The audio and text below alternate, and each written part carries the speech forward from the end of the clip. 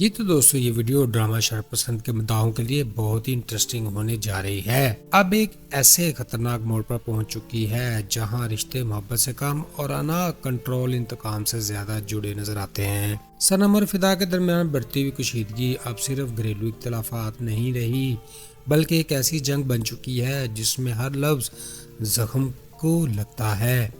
صنم کا بے قابو غصہ اور فدا کی خاموشی آنے والی ایپیسوڈز میں ایک بڑے طوفان کا پیش خیمہ ثابت ہونے والی ہے۔ دوسری جانب ایمان جو محبت کو اپنی مرضی کی تابع رکھنا چاہتی ہے، اب حماد کو دوبارہ حاصل کرنے کے لیے شمع کے خلاف ایسی چالیں چل سکتی ہے جو سب کو چکا دے گی، جبکہ شمع کے صبر کا پیمانہ بھی اب لبریز ہونے والا ہے۔ دوستو میری پریڈکشنز کے مطابق مناحل پہلی بار اپنی پسند کے لیے والدین کے سامنے کھڑی ہونے کی کوشش کرے گی، مگر کیا وہ اپنے خوف پر قابو پا سکے گی یا ایک اور خاموش سمجھوتا اس کا مقدر بن جائے گا۔ دوسری طرف فراست افزا اور شازیہ آنٹی کے کردار اب محض تماشائی نہیں رہیں گے بلکہ ان کی مداخلت کئی چھپے ہوئے رازوں کو بے نقاب کرے گی۔ دوستو ایسے راز جو رشتوں کی بنیادیں ہلا دیں گے۔ آنے والے ایپیسوڈز میں شدید جھگڑے، جذباتی ٹکراؤ، چوکا دینے والے فیصلے اور وہ سچ سامنے آ سکتا ہے جو ہر کردار کو اپنے اصل چہرے کے ساتھ کھڑا کر دے گا، کیونکہ شر پسند میں اب کوئی بھی محفوظ نہیں رہے گا۔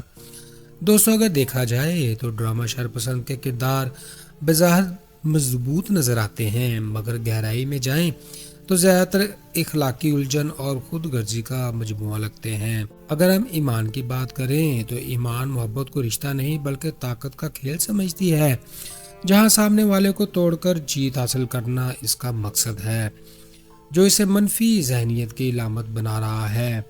اور حماد فیصلہ کرنے کی صلاحیت سے محروم اور ایک کمزور کردار ہے جو ہر وقت دوسروں کے سہارے کھڑا اور خود کوئی موقف نہیں رکھتا۔ اسی طرح مناحل کی خاموشی اور بزدلی اسے مظلوم کم اور شریک جرم زیادہ بنا رہی ہے، کیونکہ وہ جانتے ہوئے بھی سچ کے لیے کھڑی نہیں ہوتی۔ صنم کا غصہ بعض جگہ درست ہے، مگر اس کا بدتمیز اور جارحانہ رویہ اسے حق پر ہوتے ہوئے بھی غلط ثابت کر رہا ہے۔ دوستو فدا غیر سنجیدگی، لاپرواہی اور مردانہ انا کی چلتی پھرتی مثال ہے، جسے گھر کے سکون سے زیادہ دوستوں کی محفل عزیز ہے۔ اور والدین کا کردار بھی مایوس کن ہے، جو انصاف کی بجائے روایت، بدنامی کے خوف اور وقتی خاموشی کو ترجیح دے رہا ہے۔ یوں یہ سب کردار مل کر ایک ایسے معاشرے کی تصویر بناتے ہیں جہاں رشتے احساس سے نہیں، مفادات اور کنٹرول سے چل رہے ہیں۔ دوستو جس طرح ہم نے پریویس ایپیسوڈ میں دیکھا کہ ایمان پوری طرح اس موڈ میں ہے کہ کنٹرول بھی میرا، کھیل بھی میرا، حماد اور اس کی ماں کے ساتھ جو ذہنی شطرنج وہ کھیل رہی ہے، اس میں سے خود بھی مزہ آ رہا ہے۔ وہ مانتی ہے کہ سب کچھ سیکھ لیا ہے اور اسے جذبات نہیں بلکہ حساب سے چلے گی۔ ایمان کے جملوں سے صاف لگتا ہے کہ محبت اس کے لیے جذبہ نہیں بلکہ ایک پروجیکٹ بن چکا ہے جس کی ڈیڈ لائن صرف اور صرف شادی ہے۔ اسی طرح حماد حسب معمول جذبات اور کنفیوژن کے بیچ پھنسا ہوا ہے۔ خوش بھی ہے کہ امی مان گئی ہیں اور ڈرا ہوا بھی کہ آگے کیا ہوگا۔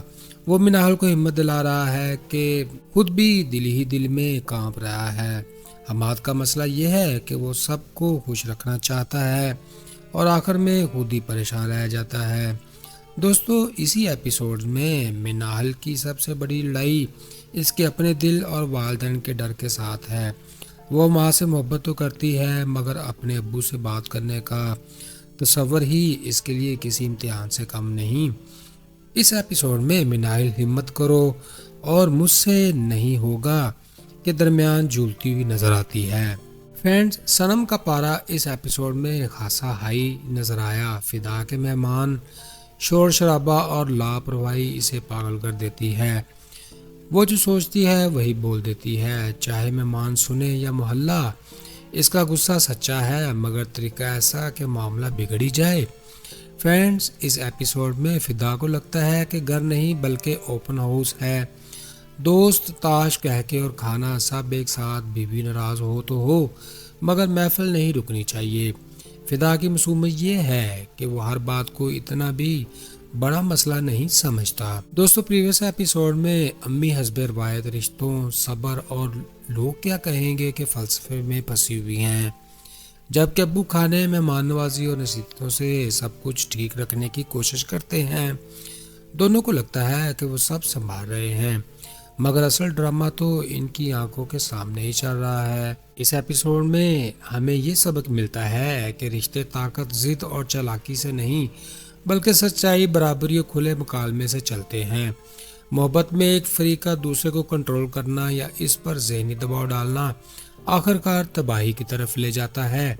یہ ایپیسوڈ یہ بھی بتا رہی ہے کہ خوشی اور فیصلہ نہ کرنا بھی ایک غلطی ہوتی ہے، کیونکہ اس سے مسائل مزید بگڑ جاتے ہیں۔ والدین کو اگر صرف روایت اور لوگ کیا کہیں گے اس خوف میں فیصلے کریں تو نئی نسل الجھن کا شکار ہو جاتی ہے۔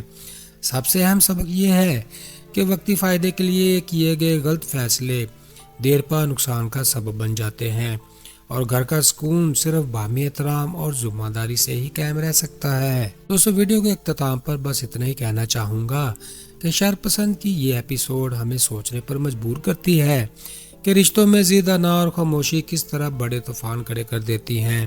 ہر کردار اپنی اپنی جگہ غلطیوں اور کمزوریوں کے ساتھ سامنے آتا ہے، اور یہی اس ڈرامے کی اصل خوبصورتی ہے۔ اگر آپ کو یہ تجزیہ پسند آیا ہو یا آپ کسی کردار سے متفق یا اختلاف رکھتے ہیں تو کمنٹس میں اپنی رائے ضرور دیں، کیونکہ آپ کی آواز ہی ہماری اصل طاقت ہے۔ ویڈیو اچھی لگی ہو تو لائک کریں، چینل کو سبسکرائب کریں اور بیل آئیکن ضرور دبائیں تاکہ آئندہ آنے والی ایپیسوڈز آپ تک سب سے پہلے پہنچ سکیں۔ اپنے دوستوں اور گھر والوں کے ساتھ بھی یہ ویڈیو شیئر کریں تاکہ یہ فیملی مزید بڑی ہو سکے۔ آپ کی تھوڑی سی سپورٹ ہمارے لیے بہت حوصلہ افزا ہے۔ اگلی ایپیسوڈ کے ساتھ پھر ملیں گے، تب تک اپنا خیال رکھیں، خوش رہیں، خوشیاں بانٹیں اور اپنے بھائی عدن کو دعاؤں میں رکھیں یاد۔ Good bye, see you again.